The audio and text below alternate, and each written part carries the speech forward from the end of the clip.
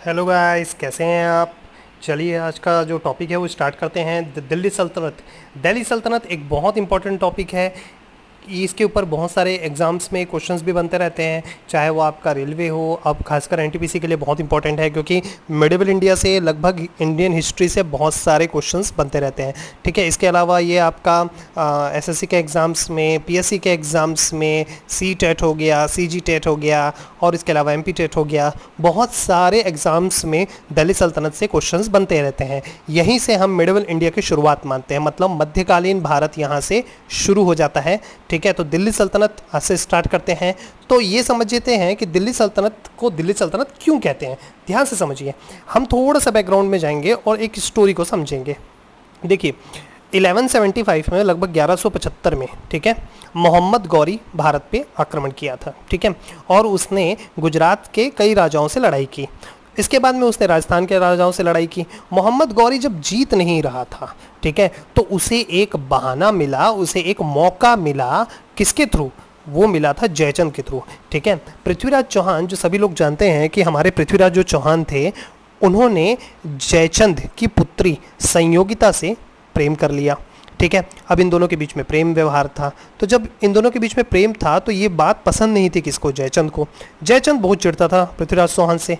तो उसने क्या किया कि पहले तो मना किया, ठीक है, कि भाई मैं तुमसे शादी नहीं करा सकता, मतलब अपनी बेटी की। तो पृथ्वीराज चौहान ने बोला ठीक है, कोई बात नहीं भाई, किडनैप कर लेंगे। ठीक है, तो उनका अपहरण कर लिया। अपहरण का मतलब प्रेम विवाही था, वो उनके साथ ही गई थी। ठीक है, अब इसके बाद में क्या हुआ कि जैसे ही पृथ्वीराज चौहान जो थे उन्होंने संयोगिता का अपहरण किया तो इससे जयचंद चिढ़ गया और बहुत ज़्यादा चिढ़ गया। इसलिए उसने क्या किया, मोहम्मद गौरी के साथ, ठीक है, मोहम्मद गौरी के साथ मिलकर पृथ्वीराज चौहान के खिलाफ षड्यंत्र किया। पृथ्वीराज चौहान को पृथ्वीराज थर्ड भी कहते हैं। ये एग्जाम में बहुत बार एग्जाम में पूछा गया है आपको कि पृथ्वीराज चौहान कौन से नंबर के पृथ्वीराज थे? पृथ्वीराज फर्स्ट थे, पृथ्वीराज सेकंड थे कि पृथ्वीराज थर्ड थे? तो इसका आंसर क्या आएगा? पृथ्वीराज थर्ड थे। ठीक है, तो मोहम्मद गौरी जो था उसने पृथ्वीराज चौहान के खिलाफ क्या करना शुरू किया? षड्यंत्र रचना चालू किया। अब हुआ क्या कि दोनों के बीच में पहली बार लड़ाई हुई 1191 1191 में, तराइन में। कहाँ पे हुई? तराइन में। तो इसे बोला जाता है तराइन का प्रथम युद्ध। तो तराइन के प्रथम युद्ध में पृथ्वीराज चौहान ने मोहम्मद गौरी को बहुत बुरी तरीके से कूटा मतलब उनको हरा दिया। ठीक है, अब हुआ क्या कि second battle of Tarain, Jaichand ने बोला भाई देख जो भी है मेरे को तो बदला लेना है पृथ्वीराज चौहान से। उसने और पैसे दिए और सेना दी और बोले कि इस बार तो पृथ्वीराज चौहान हारना ही चाहिए। तो मोहम्मद गौरी बोला भाई ठीक है भाई, इतना भरोसा दिला रहे, थैंक यू, इस बार तो हरा ही दूंगा। अब हुआ क्या कि 1192 की बात थी, अगले साल, मतलब 1192। देखो 1191 में पहले प्रथम तराइन का युद्ध हुआ और 1192 में द्वितीय तराइन का युद्ध हुआ। तो इस द्वितीय तराइन के युद्ध में क्या हुआ कि इस बार मोहम्मद गौरी ने छल पूर्वक पृथ्वीराज चौहान को हरा दिया और उसे अपने साथ अफगानिस्तान ले गया। ठीक है, अब हुआ क्या कि मोहम्मद गौरी तो मेन था, गजनी अफगानिस्तान का राजा था, तो उसे गजनी अफगानिस्तान वापस जाना था। लेकिन मेन प्रॉब्लम ये थी कि भारत की सत्ता जो उसने जीत ली है, अब यहाँ पे शासन कौन करेगा? मेन चीज़ क्या था कि जयचंद जो था, ठीक है, आपको ये समझना है कि जयचंद ने मदद की थी मोहम्मद गौरी को, तो जयचंद को मेन राजा बनना चाहिए। लेकिन मोहम्मद गौरी ने जयचंद को धोखा दे दिया। अब भाई दूसरों के लिए गड्ढा खोदोगे तो बाद में खुद के लिए तो गड्ढा बनेगा ही ना। तो जो जयचंद था उसको धोखा दे दिया मोहम्मद गौरी ने। बोला भाई मैं तेरे को नहीं जानता, ठीक है, तू कौन है, मैं तेरे को नहीं जानता, ठीक है, तूने मेरे को कोई हेल्प नहीं की। तो जयचंद बोला भाई ये तो धोखा है यार, तू तो पहले बोल रहा था कि पृथ्वीराज चौहान को मारेंगे तो तुम मेरी मदद करोगे, तुम धन लेके चले जाओगे, पैसा ऐसा लेके चले जाओगे, तो अब तुम जान ही रहे हो, ये तो धोखे की बात है। तो उन्होंने बोला भाई धोखा हो गया, कुछ नहीं होता, मैं तेरे को नहीं जानता, सॉरी। अब हुआ क्या कि जो जयचंद था ना, जयचंद ने मोहम्मद गौरी के खिलाफ बगावत कर दी। अब इन दोनों के बीच में लड़ाई हो गई, जयचंद और मोहम्मद गौरी के बीच में। तो ये जो दो लड़ाई हुई इसको बोला गया 1194 का चंदावर का युद्ध। तो इस चंदावर के युद्ध में जो मोहम्मद गौरी था, ठीक है, कौन था? मोहम्मद गौरी था। उसने जयचंद को क्या कर दिया? मार डाला। अब जैसे ही मारा तो लगभग उत्तर भारत पे, ठीक है, नॉर्थ इंडिया पे किसका कब्जा हो गया? आपका मोहम्मद गौरी का। लेकिन मोहम्मद गौरी तो गजनी अफगानिस्तान का राजा, तो उसे लौटना था, तो वो पृथ्वीराज चौहान को ले गया था ना। तो हुआ क्या कि उसने क्या किया, अपने हाथ से सत्ता दे दी अपने एक गुलाम को। किसको दे दी? गुलाम को, क्योंकि वो गुलामों को खरीदते हैं। हमारे भारत में कैसा होता था कि हमारे लिए राजा मेन होता था और प्रजा उसकी सैनिक होती थी, और वो प्रजा से ही सैनिक निकल के लड़ते थे। लेकिन अरब देशों में क्या होता था, गुलाम खरीदे जाते थे, ठीक है, गुलामों की बोली लगती थी। जो जितना बड़ा मर्डरर होगा वो उतना अच्छा गुलाम होगा और उसे ऊंची बोली पे खरीदा जाएगा। तो वैसे ही जो था, मोहम्मद गौरी अपने साथ गुलाम खरीद के लाता था। तो उस गुलामों ने क्या किया था, उनकी सेना में भर्ती हुए थे, ठीक है। अब एक बहुत खास गुलाम था मोहम्मद गौरी का, जिसका नाम था कुतुबुद्दीन ऐबक। क्या नाम था? कुतुबुद्दीन ऐबक। तो कुतुबुद्दीन ऐबक को उसने सत्ता दे दी और कुतुबुद्दीन ऐबक सत्ता ले ली, ठीक है। और कुतुबुद्दीन ऐबक ने सबसे पहले लाहौर को अपनी कैपिटल बना के वहाँ पे बैठ गया, ठीक है। किसको कैपिटल बनाई उसने? अपनी लाहौर को। लेकिन यहाँ से जो शुरुआत होती है, क्योंकि दिल्ली में कब्जा था, क्योंकि इससे पहले चौहान वंश का कब्जा कहाँ पे था? दिल्ली में था, ठीक है। दिल्ली पे था, अजमेर में था, जोधपुर के एरिया में था। तो लेकिन मेन तो था वो दिल्ली बना लिया था किसने? दिल्ली सल्तनत वालों ने, ठीक है। तो कुतुबुद्दीन ऐबक ने क्या किया, लाहौर को अपनी कैपिटल बनाई। लेकिन कुतुबुद्दीन ऐबक के बाद में जितने भी राजा बने, उन्होंने सब दिल्ली या दिल्ली के आसपास के एरिया में अपना शासन किया। इसीलिए इस टॉपिक को कहा जाता है दिल्ली सल्तनत। आई होप आपको समझ में आ गया होगा कि दिल्ली सल्तनत का फाउंडेशन क्या है, ठीक है। चलिए आप आगे बढ़ते हैं, ठीक है। तो गुलाम वंश, तो दिल्ली सल्तनत में सबसे पहले गुलाम वंश आया। गुलाम वंश क्यों कहते थे? क्योंकि इसके ज़्यादातर राजा जो थे वो मोहम्मद गौरी के गुलाम थे या फिर किसी और के गुलाम थे, ठीक है। उसके बाद में देखिए 1206 से 1290 तक आपका गुलाम वंश चला। उसके बाद में फिर आया खिलजी वंश 1290 से 1320, फिर आया तुगलक वंश, ठीक है। 1320 से, सॉरी ये बहुत ऊपर चला गया, ठीक है, नीचे जाते हैं, ठीक है। 1320 तक हम पहुँचे थे, ठीक है, हाँ यहाँ पहुँचे थे, ओके। तो 1320 से 1414 तक तुगलक वंश चला, फिर 1414 से 1451 तक सैयद वंश चला, फिर लोधी वंश चला 1451 से 1526 तक, ठीक है। तो टोटल दिल्ली सल्तनत में 5 वंशों ने शासन किया। तो सबसे पहले हम पढ़ते हैं आपका गुलाम वंश 1206 से 1290। तो ध्यान से समझिएंगे कुतुबुद्दीन ऐबक के बारे में। देखिए कुतुबुद्दीन ऐबक 1206 से 1210 तक शासन किया, ठीक है। अच्छा, कुतुबुद्दीन ऐबक मोहम्मद गौरी का गुलाम था, ठीक है। इसकी राजधानी लाहौर थी जो आज पाकिस्तान में है, ठीक है। उसके बाद में इसका अन्य नाम क्या था? इसका नाम था लाख बख्श। क्या नाम था? लाख बख्श। तो ये जो लाख बख्श होता था, इसका मतलब क्या होता था? लाख बख्श का मतलब होता है लाखों का दान करने वाला, ठीक है। फिर दूसरा नाम था चंद्रमुखी। चंद्र जैसा मुंह था, बड़ा सुंदर टाइप का आदमी था, ठीक है। तो इसे क्या बोलते थे? चंद्रमुखी कहते थे। चंद्रमुखी की उपाधि किसने दी थी? इसको मोहम्मद गौरी ने दी थी। उसके अलावा इसको बोलते थे हातिम द्वितीय बोलते थे, कुरान खान बोलते थे। तो ये 4 उसके उपनाम हैं, ठीक है। इसकी इसने 2 मस्जिदों का निर्माण करवाया था। कितनी मस्जिदें बनवाई थी इसने? 2 मस्जिदें बनवाई थी। तो भारत की सबसे पहली मस्जिद अगर हम पकड़ लें तो ये भी हो सकती है कुव्वतुल इस्लाम। क्या नाम है इसका? कुव्वतुल इस्लाम है आपका दिल्ली में, और 2.5 दिन का झोपड़ा है आपका अजमेर में। यहाँ पे लिखा हुआ नहीं है, आप इसे नोट डाउन कर लीजिएगा। 2.5 दिन का झोपड़ा है, नाम थोड़ा अजीब लगता है लेकिन यह है आपका अजमेर में, ठीक है। और कुव्वतुल इस्लाम कहाँ है? आपका दिल्ली में है। अच्छा, एक और ख़ास चीज़ मैं आपको बताता हूँ। जब मोहम्मद गौरी भारत आया था तो मोहम्मद गौरी के साथ आए थे आपके ख्वाजा ख्वाजा मोइनुद्दीन चिश्ती आए थे। कौन आए थे? ख्वाजा मोइनुद्दीन चिश्ती भी भारत आए थे। किसके साथ? मोहम्मद गौरी के साथ। अब आपके मन में सवाल उठ रहा होगा कि मोइनुद्दीन चिश्ती कौन है? अरे भाई, मोइनुद्दीन चिश्ती वही हैं अजमेर वाले, ठीक है। अजमेर शरीफ की दरगाह, गरीब नवाज की दरगाह सुना है आप लोगों ने? कभी आपने KGN वर्ड सुना होगा, KGN ढाबा, KGN ये। तो जो KGN का मतलब होता है ख्वाजा गरीब नवाज, ठीक है। ख्वाजा मोइनुद्दीन चिश्ती को ही ख्वाजा गरीब नवाज कहते थे। अजमेर में उनकी दरगाह है, बड़ी फेमस दरगाह है। वो किसके साथ आए थे भारत? वो आए थे मोहम्मद गौरी के साथ भारत आए थे, क्योंकि उन्हें भारत का रास्ता नहीं पता था। वो मोहम्मद गौरी के साथ चलते चलते कहाँ आ गए थे? इस एरिया में आए थे और अजमेर में वो रहना चालू किए थे, ओके। ये एक्स्ट्रा पॉइंट था। चलिए आगे वापस इसमें आते हैं। तो जो कुतुबुद्दीन ऐबक था, इसने कुतुब मीनार की नींव रखी, ठीक है। इसने अपने गुरु ख्वाजा कुतुबुद्दीन बख्तियार काकी की याद में कुतुब मीनार की नींव रखी थी, ठीक है। अच्छा, ऐबक ने अपने नाम के सिक्के चलाए। जो कुतुबुद्दीन ऐबक था, इसने अपने नाम के सिक्के चलाए थे। कौन सा राजा था या दिल्ली सल्तनत में कौन सा शासक था जिसने अपने नाम के सिक्के चलाए थे? तो वो कौन है? आपके कुतुबुद्दीन ऐबक, ओके। उसके बाद में अच्छा, ये पुस्तकें भी बहुत पूछता है, याद रखिएगा। अभी जो नेक्स्ट पुस्तक आ रही है ताजुल मासीन, पुस्तक की रचना हसन उल निज़ामी ने की। किसने की थी? हसन उल निज़ामी ने की थी, ठीक है। फिर उसके बाद आता है तारीख ए मुबारक शाही, तारीख मुबारक शाही फखरुद्दीन ने लिखी थी। देखिए क्वेश्चंस बहुत बनते हैं दोस्तों, याद रखिए दिल्ली सल्तनत बहुत डीप हो जाता है और बहुत सारे क्वेश्चंस बनते हैं। मैंने बहुत ज़्यादा कोशिश की है कि मैं छोटे से छोटे पॉइंट्स को कवर कर सकूं, तो आई होप आपको बहुत सारी चीज़ें समझ में आएंगी धीरे धीरे। ठीक है, चलिए, तो तारीख मुबारक शाही पुस्तक किसने लिखी थी? फखरुद्दीन ने लिखी थी। उसके आगे बढ़ते हैं। इस वंश को मुमलुक वंश कहते थे। क्या कहते थे? मुमलुक वंश, शमशी वंश, इलबरी वंश या बलबनी वंश भी कहते हैं। इस वंश को क्या क्या कहते हैं? ममलुक वंश, शमशी वंश, इलबरी वंश या बलबनी वंश कहते हैं। मुमलुक का मतलब क्या होता है दोस्त? देखिए, मुमलुक का मतलब होता है जो जो जो खुद भी गुलाम हो, जिसके पिता भी गुलाम थे, जिसके बेटे भी गुलाम है, मतलब पूरा खानदान जिसका गुलाम है। ठीक है, उसको क्या बोला जाता है? मुमलुक कहा जाता है। क्या कहा जाता है? मुमलुक। अच्छा, इलबरी वंश क्यों कहते हैं? इलबरी का मतलब होता है ये जहाँ के थे। ठीक है, मतलब ये जो कुतुबुद्दीन ऐबक थे या इस वंश के जितने भी शासक थे, ठीक है, ये सब ना इलबरी तुर्क जाति के थे। मतलब तुर्की में इलबरी जाति के थे। कौन सी जाति के थे? इलबरी जाति के, इसलिए इसे इलबरी डायनेस्टी भी बोलते हैं। तो स्लेव डायनेस्टी या गुलाम वंश जो भी है, ठीक है, इंग्लिश में इसलिए स्लेव डायनेस्टी बोलते हैं और हिंदी में क्या बोलते हैं? गुलाम वंश कहते हैं। तो चलिए आगे बढ़ते हैं। दूसरा जो शासक है इसका है शमशुद्दीन इल्तुतमिश। क्या नाम है? शमशुद्दीन इल्तुतमिश। बहुत ही स्पेशल नाम है, काश ऐसे नाम आज भी रहते। ठीक है, तो शमशुद्दीन इल्तुतमिश 1211 से 1236 तक शासन किया, 1211 से 1236 तक। ठीक है, चलिए, राजधानी थी इसकी दिल्ली। अच्छा, इसने अपनी कैपिटल दिल्ली बदल दी थी। तो एक चीज़ ध्यान रखेंगे, क्वेश्चंस कैसे आते हैं।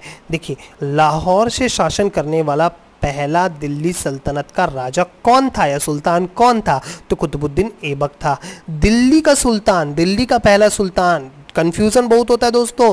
जब दिल्ली का पहला सुल्तान बोलते हैं ना, तो सभी लोग कुतुबुद्दीन ऐबक को टिक करके आ जाते हैं। गलत है, दिल्ली का पहला सुल्तान है आपका शमशुद्दीन इल्तुतमिश। इल्तुतमिश ही है राइट आंसर, याद रखना। ठीक है, इसने दिल्ली को अपनी कैपिटल बदली थी, लाहौर से दिल्ली कर दी थी, तो ये होगा आपका पहला दिल्ली का सुल्तान। ठीक है, ये लिखा भी है मैंने। इसने कुतुब मीनार का काम पूरा करवाया। देखिए, जो कुतुबुद्दीन ऐबक था उसने अपने गुरु ख्वाजा कुतुबुद्दीन बख्तियार काकी की याद में शुरू तो करवा दिया, लेकिन बाद में बेचारे की डेथ हो गई। ठीक है, तो इस चक्कर में क्या हुआ था कि आधा काम जो था उसके दामाद इल्तुतमिश ने करवाया। हाँ, तो ये इसका दामाद था। कौन था? दामाद था। ठीक है, इसने 40 गुलामों का एक दल बनाया जिसे तुर्कान चहलगानी कहते हैं। क्या कहते हैं? तुर्कान ए चहलगानी, याद रखना। ठीक है, अच्छा, तुर्कान चहलगानी का मतलब क्या होता है? देखिए, ध्यान से समझेंगे। तुर्कान चहलगानी का मतलब होता है कि इसने 40 वफादार गुलामों का एक दल बनाया। ये गुलाम क्या करते थे? सिर्फ किसके आदेश मानते थे? इल्तुतमिश के। देखिए, एक बेसिक चीज़ बताता हूँ, इसका एक बैकग्राउंड है। देखिए, जब कुतुबुद्दीन ऐबक के हाथ में सत्ता सौंप के गया मोहम्मद गौरी, तो सिर्फ एक गुलाम नहीं था कुतुबुद्दीन ऐबक, इसके अलावा कई सारे गुलाम थे जो कुतुबुद्दीन ऐबक से चिढ़ते थे। भाई, इसमें ऐसा क्या खास है जो इसको सुल्तान बना दिया गया? हमने भी तो मोहम्मद गौरी का वफादारी से पालन किया, उसका हर युद्ध में साथ दिया, हारे जीते, हर सुख दुख में साथ रहे, तो भाई ये क्यों बना? हम क्यों नहीं बने? ठीक है, तो उसने बोला कि नहीं भाई, यही बनेगा। तो उससे लोग चिढ़ने लग गए थे, बाकी जो गुलाम थे वो इसको पसंद नहीं करते थे, तो आंतरिक जो राजद्रोह था ना वो बढ़ गया था। ठीक है, तो ये प्रॉब्लम भी इल्तुतमिश के सामने भी थी। कुतुबुद्दीन ऐबक तो चलो ठीक है 4-5 साल रूल किया, कोई प्रॉब्लम नहीं थी, लेकिन इल्तुतमिश जानता था कि भाई ये लोग जो हैं ये अंदरूनी बगावत करने वाले बहुत लोग हैं। तो इसने क्या किया? 40 गुलामों का एक दल बनाया जिसका नाम था तुर्कान चहलगानी, जो सभा से उन लोगों को खत्म कर देगा जो सुल्तान के खिलाफ षड्यंत्र करते हैं। ठीक है, मतलब जो सुल्तान के खिलाफ साजिश करते हैं उन्हें खत्म करने के लिए इन 40 गुलामों का दल बनाया गया था। CGPSC 2018 में ये पूछा गया कि तुर्कान चहलगानी से आप क्या समझते हैं या तुर्कान चहलगानी के बारे में बताइए। देखिए, क्वेश्चंस कुछ भी बन सकते हैं, मेंस में भी क्वेश्चन बन सकते हैं, बहुत आसानी से हम इन चीज़ों को समझ सकते हैं दोस्तों, कोई बड़ी बात नहीं है, बस थ्योरी समझिए, सारी चीज़ें अपने आप समझ में आती हैं। ठीक है, चलिए आगे बढ़ते हैं।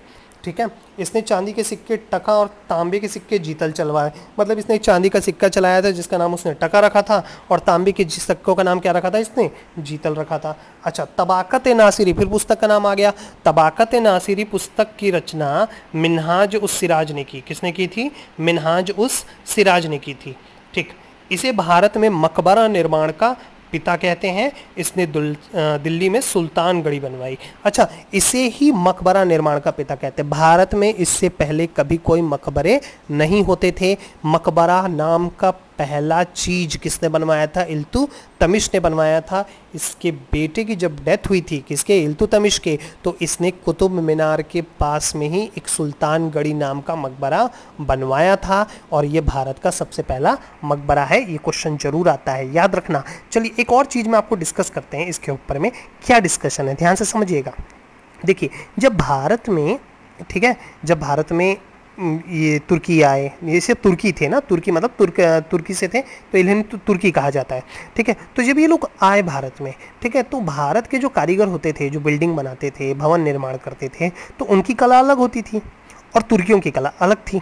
तो जब ये दोनों मिक्स हुए तो इंडो इस्लामिक आर्ट का जन्म हुआ। इंडो इस्लामिक आर्ट का मतलब होता है भारतीय तुर्की कला, ठीक है, ये भारतीय फारसी कला का जन्म हुआ, लेकिन इस समय इंग्लिश में आप आराम से लिख सकते हैं इंडो फारसी कला या इंडो इस्लामिक आर्ट, ठीक है। तो ये कला का जन्म हुआ। मतलब क्या होता था ना कि भाई लेबर होते थे, तो लेबर एक दूसरे के, मतलब जो मुस्लिम लेबर होते थे उनको समझाते थे कि भाई देखिए हमारे यहाँ ऐसे बनते हैं, तो वो बोला भाई हमारे यहाँ तो ऐसे बनते हैं, चलो यार मिल के बना देते हैं। तो एक टाइप का जो स्ट्रक्चर है वो तैयार हुआ, ठीक है। तो आज भी भारत में ऐसी कई सारी बिल्डिंग्स हैं, या हमारे घर के अंदर ही बहुत सारे जो नए नए बिल्डिंग्स बनते रहते हैं, उसमें क्या होता है, हमने एक दूसरे के कल्चर को अपना लिया, ठीक है। हमने एक दूसरे के कल्चर को अपनाया कि बहुत सारी चीज़ें उनके तरीके से बनाई, वो लोग कुछ हमारे तरीके से बनाए, तो ये सारी चीज़ें मिक्स हो गई, ठीक है। चलिए आगे बढ़ते हैं। अच्छा, इसने दिल्ली में इक्ता प्रथा शुरुआत की, जिसमें वेतन के बदले ज़मीन दी जाती थी। देखिए क्या हुआ, ठीक है, इल्तुतमिश ने एक नया सिस्टम स्टार्ट किया जिसको बोला गया इक्ता सिस्टम। इक्ता सिस्टम का मतलब, इक्ता प्रथा का मतलब ये होता था कि सैनिक को सैलरी नगद में नहीं दी जाती थी दोस्तों, कैश नहीं दी जाती थी, ज़मीन दिया जाता था उनको, ठीक है, ताकि ज़मीन पे ज़्यादा से ज़्यादा कब्जा हो सके। इल्तुतमिश ये मानता था कि अगर मैं अपने सैनिकों को दे दूं क्या ज़मीन, तो वो ज़मीन उनकी हो जाएगी और ज़मीन पे कब्जा परमानेंट हो जाएगा, ठीक है, और उन्हें मतलब कम से कम इस्लाम का प्रचार होता रहेगा, यहाँ पे लोग रहेंगे, यहाँ निवास करेंगे, भले ही कोई आके हमें हरा दे, लेकिन ज़मीनों के ऊपर कब्जा नहीं कर सकता, ज़मीन तो मालिकाना हो जाएंगी, ठीक है। उसके बाद में फिर इल्तुतमिश ने बदायूं में हौज ए शमशी का निर्माण करवाया। हौज ए शमशू बदायूं उत्तर प्रदेश बहुत फेमस है। हौज ए शमशी, हौज ए शमशी एक टाइप का स्विमिंग पूल बोल सकते हैं दोस्तों, स्विमिंग पूल नहीं होता, एक हिसाब से क्या होता है कि आपने बहुत सारे इस्लामिक आर्ट में देखा होगा कि एक बड़ा सा, मतलब क्या बोलते थे, छोटा सा तालाब बना देते हैं, तालाब के बीचों बीच एक मतलब छतरी नुमा स्ट्रक्चर बना देते हैं जहाँ पे जाके बैठते हैं, थोड़ा अच्छा लगता है, ठंडा ठंडा टाइप का। तो हौज ए शमशी का निर्माण किसने करवाया था? आपका बदायूं उत्तर प्रदेश में इल्तुतमिश ने करवाया था। अच्छा, ये एक बहुत इंपॉर्टेंट पॉइंट है दोस्तों। इसके समय चंगेज़ खान, ठीक है, चंगेज़ खान, मंगोलों ने भारत पे आक्रमण किया था। चंगेज़ खान जो थे वो मंगोलिया के थे, उसने आधा दुनिया जीत लिया था और उसने इल्तुतमिश के समय भारत पे हमला किया था। ये सबसे इंपॉर्टेंट चीज़ है दोस्तों, याद रखना है इसको आपको, ठीक है। चलिए अगली सुल्तान का नाम है रजिया सुल्तान, सभी लोग जानते हैं। रजिया सुल्तान 1236 से 1241 तक थी, ठीक है। यह दिल्ली एवं भारत की पहली महिला सुल्तान थी, या ये कह सकते हैं मध्यकालीन भारत की पहली महिला सुल्तान रजिया सुल्तान थी। रजिया सुल्तान का एक बड़ा किस्सा आपको मैं बताता हूँ। रजिया सुल्तान के बारे में जितना अतिशयोक्ति दिखाया गया, अतिशयोक्ति ये मेरा मानना है और मैंने इतिहास में देखा है, ठीक है, इसने प्रेम राग में पढ़कर और बहुत सारी चीज़ों को मिस कर दिया, ठीक है। रजिया सुल्तान को सिर्फ टीवी सीरियल्स में ही बहुत ज़्यादा तवज्जो दी जाती है, मैं बिल्कुल खुल के कह सकता हूँ क्योंकि मैंने रीड किया है, ठीक है। रजिया सुल्तान जो थी, हाँ ये बात थी कि उस समय पे एक महिला का सुल्तान होना बहुत बड़ी बात होती थी, अपने आप में बहुत डेयरिंग थी, लेकिन उन्होंने ऐसा कोई काम नहीं किया कि दिल्ली सल्तनत के आने वाले आगे वाले राजाओं को तकलीफ ना हो, बल्कि रजिया सुल्तान के बाद में कई सारे राजा जो थे वो अपने काम को मैनेज मतलब सही तरीके से नहीं कर पाया और दिल्ली सल्तनत लड़खड़ा गई, गुलाम वंश लड़खड़ा गया था, ठीक है। तो रजिया सुल्तान उतना कोई स्पेशल नहीं थी, ठीक है, जितना स्पेशल उन्हें दिखाया जाता है टीवी सीरियल्स में। हाँ, पर ये एक चीज़ है कि वो भारत की पहली महिला सुल्तान थी, ठीक है, जिसने दिल्ली के तख्त पे शासन किया, ठीक है। इसके बाद में आता है आपका गैसुद्दीन बलबन 1266 से 1286। जैसा कि मैंने पहले बताया, देखिए रजिया सुल्तान 1240 तक थी, कब तक थी? 1240 तक, और उसके बाद में फिर हम इधर देखेंगे कि 1266 से हम स्टार्ट कर रहे हैं। ये इसलिए है क्योंकि इस 26 साल के दौरान में गुलाम वंश के जितने भी शासक हुए वो इतने इंपॉर्टेंट नहीं है और उनका एग्जाम में वर्णन भी नहीं होता, बहुत ही कम, बहुत ही रेयर। तो हमें जितना कम पढ़ना है दोस्तों, जितना सटीक पढ़ना है हम उतना ही पढ़ेंगे, ठीक है। मैं आगे आपको बताऊँगा। गयासुद्दीन बलबन 1266 से 1286 तक शासन करता रहा। अब ध्यान से समझिए दोस्तों कि गयासुद्दीन बलबन ने किया क्या। अच्छा, मैंने इससे पहले बताया था कि इसे बलबनी वंश भी कहते हैं। तो बलबनी वंश इसलिए कहते हैं दोस्तों क्योंकि गयासुद्दीन बलबन ने ये माना कि मैं गुलाम नहीं हूँ और मैं अपने नाम से बलबनी वंश बनाऊंगा। लेकिन इतिहासकारों ने कई इतिहासकारों ने गुलाम वंश के बाद बलबनी वंश डाल दिया या गुलाम वंश के साथ बलबनी वंश को ऐड कर दिया। कई सारी बुक में आपको दिखेगा कि गुलाम वंश और बलबनी वंश आगे पीछे ही है, ठीक है। पर आपको कंफ्यूज नहीं होना है, 5 रूलिंग डायनेस्टी थी, गुलाम वंश के अंदर ही बलबनी वंश पढ़ा जाता है, पर बलबनी वंश ना बोलकर सीधा राजा के नाम से पढ़ते हैं, गयासुद्दीन बलबन के नाम से। ओके, तो गयासुद्दीन बलबन जो था उसने शासन किया 1266 से 1286, 20 साल तक। लेकिन इस 20 साल के पीरियड में बलबन ने वो किया जिसकी वजह से दिल्ली सल्तनत आने वाले कई सालों तक चला, जब तक बाबर ने उसे ख़त्म नहीं किया। समझ में आया? तो सिर्फ और सिर्फ फाउंडेशन का सबसे स्ट्रॉन्ग फाउंडेशन जिसने रखी उसका नाम था गयासुद्दीन बलबन। बलबन ने एक चीज़ देखी कि सुल्तान की कोई वैल्यू ही नहीं है दोस्त, है ना। सुल्तान की कोई इज्जत नहीं है, सुल्तान अपने तख्त पे बैठा रहता है, बोलता है सुल्तान भाई कैसा है तू। अरे मतलब कोई इज्जत होनी चाहिए भाई सुल्तान की, मतलब कुछ भी यार, सुल्तान है, दे दे तो पानी दे दे सुल्तान, थोड़ा सा उठ जा तो भाई सुल्तान तेरी गद्दी पे बैठना है, मतलब इज्जत होनी चाहिए ना सुल्तान की। तो सुल्तानों की इज्जत बनाई किसने? बलबन ने। बलबन ने बताया भाई मैं सुल्तान हूँ, मेरी एक डिग्निटी है, मतलब मेरी एक रिस्पेक्ट है। समझ में आया? रिस्पेक्ट करोगे नहीं ना तो सीधा लटका दूंगा, ठीक है। तो ये चीज़ बताई किसने? बलबन ने। तो ध्यान से समझेंगे, बलबन ने उपाधि ली भैया 2, जिल्ले इलाही और नियामत खुदाई। जिल्ले इलाही मतलब ईश्वर की छाया है, अल्लाह की मुझ पे छाया है, बिल्कुल बकवास करोगे मारे जाओगे, ठीक है। तो अल्लाह की मुझ पे छाया है, ठीक है, जिल्ले इलाही की टाइटल ले लिया। अब लोगों ने मान लिया कि हाँ भाई बलबन जो है उसके ऊपर किसकी छाया है? आपकी ईश्वर की छाया है। दूसरा नियामत खुदाई, ईश्वर का प्रतिनिधि हूँ मैं, मतलब अल्लाह ने मुझे भेजा है, ठीक है, मेरे इस पे छाया है और अल्लाह ने मुझे भेजा है। अब तुम अगर मेरी बात नहीं मानोगे तो बिल्कुल छोड़े नहीं जाओगे तुम, ठीक है। तो ये 2 टाइटल ले लिया किसने? गयासुद्दीन बलबन ने। अच्छा, बलबन ने लौह एवं रक्त की नीति अपनाई, ब्लड एंड आयरन की पॉलिसी अपनाई। कौन सी पॉलिसी अपनाई थी? ब्लड एंड आयरन की पॉलिसी अपनाई थी। अच्छा, ये बलबन जो था, ठीक है, इसने लौह एवं रक्त की नीति क्यों अपनाई? देखिए, इसने क्या किया था कि जो बलबन या सुल्तान की इज्जत नहीं करता था उसे या तो मार दिया जाए, षड्यंत्रों को दूर किया जाए। उस समय देखिए इल्तुतमिश के मरने के बाद तुर्कान चहलगानी जो 40 गुलामों का दल था वो बिल्कुल किसी की बात नहीं सुनता था, ठीक है, वो इल्तुतमिश के प्रति वफादार था। तो जो बलबन था ना, उसने क्या किया, अपने हिसाब से काम करने के लिए लौह एवं रक्त की नीति अपनाई। तुम्हें इज्जत से रहना है तो रहो, नहीं तो फिर आयरन मतलब तलवार और रक्त मतलब आप जानते हैं आयरन से रक्त निकल जाएगा दोस्तों, याद रखना, ठीक है। ये कह दिया था किसने? बलबन ने। अमीर खुसरो इसका दरबारी कवि था, सभी लोग जानते हैं अमीर खुसरो को, ठीक है। अमीर खुसरो जो थे उन्होंने ही हिंदी फारसी कोश का जन्म दिया, हिंदी फारसी कोश की स्थापना की, ठीक है। और जो अमीर खुसरो था वो इसका दरबारी कवि था। अमीर खुसरो के बारे में आगे चल के बहुत डिटेल में पढ़ेंगे, बहुत बड़े व्यक्ति थे, बहुत बड़े दिग्गज थे अमीर खुसरो, ठीक है। चलिए आगे बढ़ते हैं। इसने एक सैन्य विभाग दीवाने अर्ज का निर्माण कराया। देखिए इसने क्या किया, सैन्य संगठन को स्थायी करने की कोशिश की, स्थायी नहीं कर पाया, मतलब परमानेंट नहीं कर पाया। इसने क्या किया, मिलिट्री को ऑर्गेनाइज करने के लिए, मिलिट्री को संगठित करने के लिए, सेना संगठित करने के लिए अलग से एक डिपार्टमेंट बनाया जिसका नाम इसने दीवाने अर्ज रखा। क्या नाम रखा? दीवाने अर्ज। अच्छा, इंग्लिश मीडियम वाले बिल्कुल ये चीज़ आप समझ जाइए भैया, ये वर्ड ऐसे ही रहेंगे, दीवाने अर्ज, ठीक है, नियामत खुदाई, जिल्ले इलाही, ये सब ऐसे ही रहने वाले हैं, ठीक है। तो आपको मैं एकदम क्लियर एक्सप्लेन कर रहा हूँ, बस आप ध्यान से समझेंगे, ठीक है। आगे बढ़ते हैं। अच्छा, इसने जासूसों की नियुक्ति की। अब देखिए ऐसे थोड़ी किसी को मार देगा, पहले जासूस नियुक्त करेगा, वो जासूस आके बताएगा कि हाँ फलाना सुल्तान आपके बारे में ऐसा सब बोल रहा था, तभी बोलेगा चलो ठीक है सबूत दिखाओ, तो बोलेगा हाँ ये रहा सबूत, तब मारता था। ऐसा थोड़ी मार देगा भैया लॉ एंड रक्त को, ठीक है। काम वाम करना है कि नहीं करना है। उसके बाद में फिर इसने एक वित्त विभाग दीवाने वजारत की स्थापना की। तो देखिए इसने दीवाने अर्ज बनाया, दीवाने वजारत बनाई, ठीक है। दीवाने अर्ज मतलब एक सैन्य डिपार्टमेंट, दीवाने वजारत मतलब फाइनेंस डिपार्टमेंट। तो फाइनेंस को अच्छा करने के लिए इसने दीवाने वजारत की स्थापना की।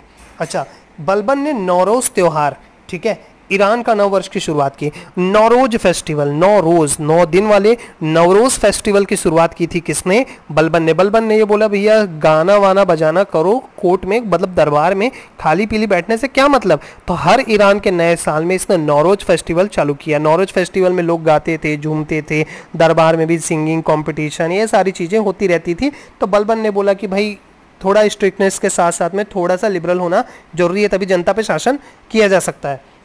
उसके बाद में फिर इसने दरबार में सिजदा और पैबोस की प्रथा शुरू की। सिजदा का मतलब होता था सर झुकाना और पैबोस का मतलब होता था पैर चूमना। मतलब जो भी व्यक्ति दरबार में आएगा सुल्तान के, वो उसके सामने सिजदा मतलब सर झुकाएगा और पैबोस मतलब पैर चूमेगा। ठीक है। उसके बाद में फिर बलबन जो था वो नसरुद्दीन महमूद का नाइब था। क्या था? बलबन नसरुद्दीन महमूद का नाइब था। नाइब का मतलब होता है दोस्तों प्रधानमंत्री। नसरुद्दीन महमूद इससे पहले था, मतलब बलबन से पहले राजा था, सॉरी सुल्तान था। किसका?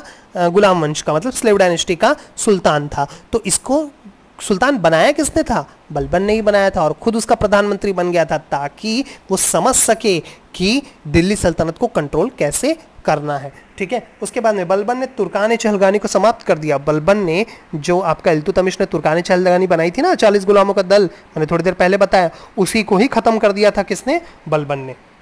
ठीक है। इसने दिल्ली में लाल महल का निर्माण करवाया। ये थोड़ा एक्स्ट्रा पॉइंट है जो मैंने एग्जाम से निकाला है। मैं ऐसे कई सारे पॉइंट्स और भी निकाल के अपडेट कर करके डालते रहूँगा बाद में। और भी कई सारे पॉइंट्स है दोस्तों, कहीं ना कहीं तो कुछ ना कुछ मिलेगा ही। ठीक है। तो इसने दिल्ली में लाल महल का निर्माण करवाया। कैकूबाद इस वंश का अंतिम शासक था। तो चलिए हम लोग अगले बार में पढ़ेंगे खिलजी डायनेस्टी। तो दोस्तों एक चीज़ समझ लीजिए कि ये जो सारी चीज़ें हैं, ठीक है, ये आपका जो दिल्ली सल्तनत का पहला है आपका गुलाम वंश, तो गुलाम वंश को इंग्लिश में बोलते हैं स्लेव डायनेस्टी। अगर आपको मेरा वीडियो अच्छा लगा हो तो इसे प्लीज़ लाइक कीजिए, अपने दोस्तों के बीच में शेयर कीजिए। और एक और चीज़ आप सभी लोगों से, मेरे टेलीग्राम चैनल पे मुझे फॉलो कीजिए। प्रकाश पालीवाल के नाम से मेरा टेलीग्राम चैनल है, डिस्क्रिप्शन पे मैंने उसका लिंक दे दिया है। और हाँ, लॉकडाउन का समय है दोस्तों, समय का यूटिलाइज़ करें। आप सब में एक असीम क्षमता है, एक असीम क्षमता है जिससे आप अपने लक्ष्य की प्राप्ति कर सकते हैं। मेहनत कीजिए, सोना कम कीजिए। लॉकडाउन के समय आप सो रहे हैं ज़्यादा, मुझे पता है, लेकिन सोने को ख़त्म कीजिए। आपका लक्ष्य आपका इंतज़ार कर रहा है। कोई भी हेल्प हो, अगर मेरे वीडियो में कोई कमी है तो प्लीज़ मुझे कमेंट सेक्शन पे बताइए।